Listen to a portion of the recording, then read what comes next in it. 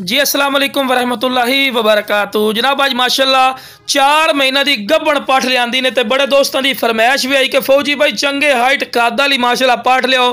तो अज जनाब 36 inch height वाली माशाअल्लाह पाठ लियांदी ने। पहले सूए दे विच बिल्कुल वाइट अख दे विच ने और तोता फेस और चंगी जालर और कन्ना दे लापर भी बिरा चेक कर सकते हैं भी चंगे लंबे कन ते पैर बकरी दे बनने क्योंकि तुहानूं वीडियो बना के चेक करवाउणी इसे करके।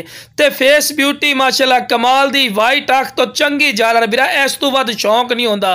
ते बिल्कुल लवी पाठ बिरा चेक कर सकते हैं ना, बिल्कुल लवी पाठी ने। और जनाब 3.5 महीना की गारंटी शुदा गब्बण पाठे माशाअल्लाह चड्डा बनाई खलोती है।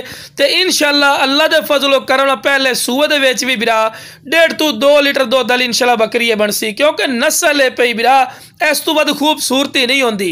और जिथों वेख सो डबल हड्डी गोशत दी भरी हुई माशाअल्लाह पाठी ने ते टोर फिर के विखा रहे हैं और चारा भी नाल दे नाल खवा के विखा रहे हैं कि सेहतमंद और माशाअल्लाह एक्टिव ही ने बिरा।